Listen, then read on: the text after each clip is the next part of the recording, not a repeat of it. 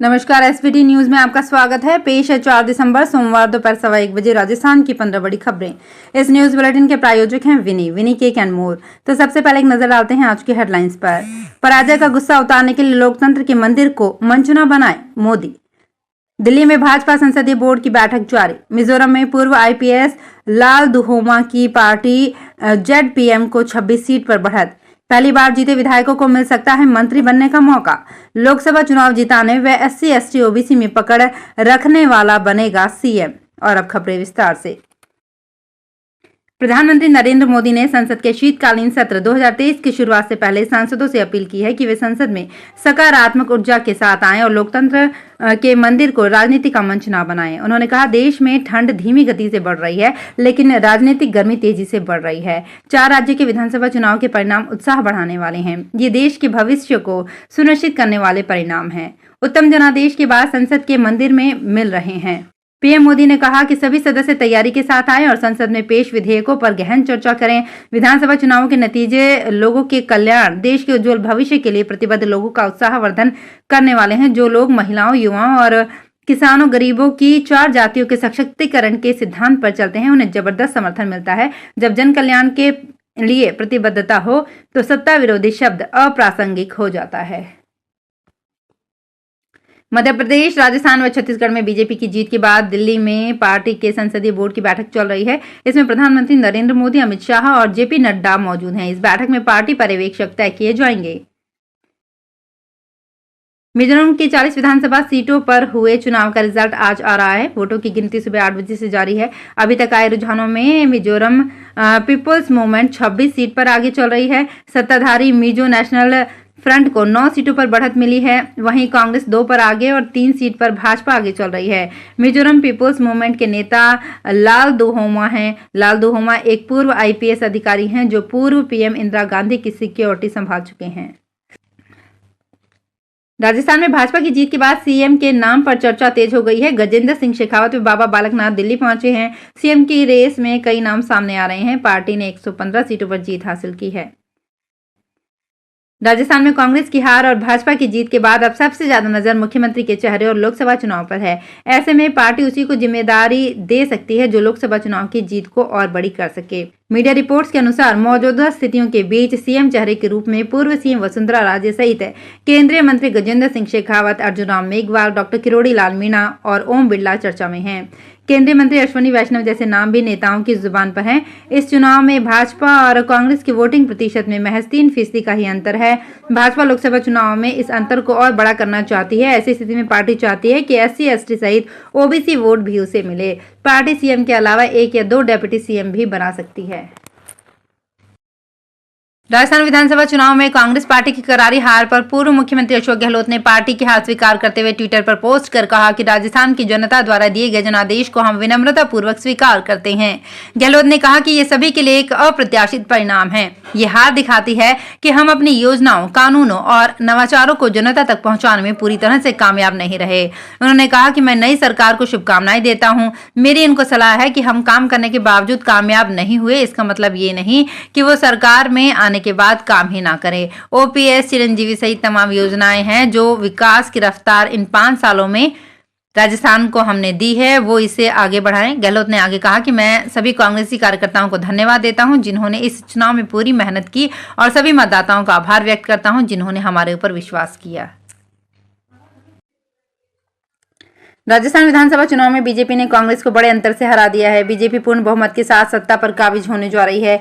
इस बीच जयपुर के आमेर से बड़ी खबर है। आमेर से हारने के बाद बीजेपी नेता सतीश पूनिया आहत में हैं। इस पर उन्होंने कहा कि आमेर की ये हार मेरे लिए सोचने पर मजबूर करने वाली है।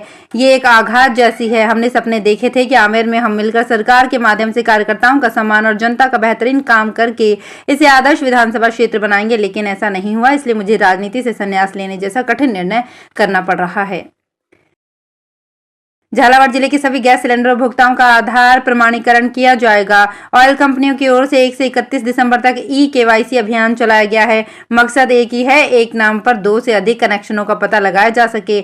बताया जा रहा है कि लोकसभा चुनाव से पहले केंद्र सरकार सब्सिडी का दायरा बढ़ा सकती है। ऐसे में एक घर में एक कनेक्शन धारक को ही लाभ मिले। KYC नहीं कराने पर आगामी समय में गैस कनेक्शन को अवैध घोषित किया जा सकता है। गैस उपभोक्ताओं को संबंधित एजेंसी पर जाकर आधार प्रमाणीकरण करवाना होगा। इसके लिए एजेंसियों की ओर से उपभोक्ताओं को मैसेज भेजे जाएंगे। वहीं गैस हॉकर भी सिलेंडर डिलीवरी करते समय आधार प्रमाणीकरण के लिए मुहैया कराएगा। प्रमाणीकरण में आंखों की स्कैनिंग और फिंगरप्रिंट स्कैनिंग की जाएगी। केंद्रीय माध्यमिक शिक्षा बोर्ड 10वीं व 12वीं के अंकों की गणना व प्रतिशत नहीं निकालता है, फिर भी संस्थान सर्वोत्तम 5 विषयों का निर्धारण कर छात्रों के प्रतिशत अंक निकाल सकेंगे। सीबीएसई को कक्षा 10वीं और 12वीं की बोर्ड कक्षाओं में छात्रों के प्रतिशत की गणना के लिए मानदंड बताने के लिए अनुरोध प्राप्त हो रहे हैं। इस संबंध में उन्हें अवगत कराया गया है कि परीक्षा नियमों के प्रावधानों के तहत कोई प्रतिशत नहीं निकाली जाती। यदि किसी परीक्षार्थी ने परीक्षा में 5 से अधिक विषय लिए हैं तो सर्वोत्तम 5 विषयों को निर्धारित करने के निर्णय प्रवेश देने वाली संस्था या नियोक्ता कर सकता है। छत्तीसगढ़ में भाजपा ने 54 सीटों के साथ सरकार बना ली। अपने इतिहास में भाजपा ने सबसे ज्यादा सीटों पर जीत दर्ज की है। इसी तरह कांग्रेस ने अब तक सबसे कम 35 सीटें हासिल की है।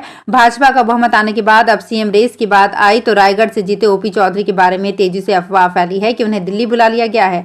आखिर में ओपी चौधरी को ट्वीट करना पड़ा कि ये झूठी खबर फैलाई गई है। इधर पिछली बार भारतीय जनता पार्टी का वोट शेयर 32.97% था। इस बार 14% बढ़कर 46.27% हो गया है। अजमेर जिले के 50,000 से ज्यादा भवन एवं निर्माण श्रमिकों के विशिष्ट पहचान पत्र यानी यूनिक आइडेंटिटी कार्ड बनेंगे। केंद्र सरकार का श्रम विभाग जल्द ही ये कार्ड बनाएगा। श्रमिक का विशिष्ट पहचान पत्र उसके आधार कार्ड से जुड़ा होगा। ये कार्ड इसलिए बनाए जा रहे हैं ताकि श्रमिकों को अलग अलग राज्यों में श्रमिक कार्ड बनवाने से निजात मिले और सरकार द्वारा निर्धारित मजदूरी देने में ठेकेदार गड़बड़ियां नहीं कर सके। अब तक ऐसा होता आ रहा है कि राजस्थान में एमपी, छत्तीसगढ़, यूपी और बिहार से सस्ती दरों पर निर्माण श्रमिक लाकर उनसे काम लिया जाता है। कई निर्माण ठेकेदार उनका शोषण कर रहे हैं। कार्ड बनने से काफी हद तक रोक लगेगी। इस विधानसभा चुनाव में सबसे ज्यादा नोटा का इस्तेमाल उदयपुर के झाड़ोल में 6,488 हुआ है। लेकिन पिछले 2 विधानसभा चुनाव का ट्रेंड देखें तो इस बार नोटा का कम प्रयोग हुआ है। विधानसभा चुनाव 2013 में कुशलगढ़ में 7,259 लोगों ने नोटा का प्रयोग किया था। वहीं 2018 में यहां 11,002 लोगों ने नोटा का प्रयोग किया था। विधानसभा चुनाव में सबसे ज्यादा नोटा का प्रयोग संभाग की सीट पर ही रहा है। पिछली बार प्रदेश में 3,56,00,000 यानी कि 72.14% वोटिंग हुई, जिसमें से 4,68,000 लोगों ने नोटा को वोट डाले। मध्य प्रदेश विधानसभा चुनाव में मिली हार के बाद मध्य प्रदेश कांग्रेस कमेटी के चीफ कमलनाथ ने सोमवार को सभी प्रत्याशियों की बैठक बुलाई है। ये बैठक कल मंगलवार सुबह 11 बजे कांग्रेस के प्रदेश मुख्यालय में होगी। इसमें हार के कारणों की विधानसभावार समीक्षा की जाएगी। कांग्रेस को इस चुनाव में मात्र 66 सीट ही मिल पाई है, जबकि 2018 में कांग्रेस के 114 विधायक चुनकर आए थे।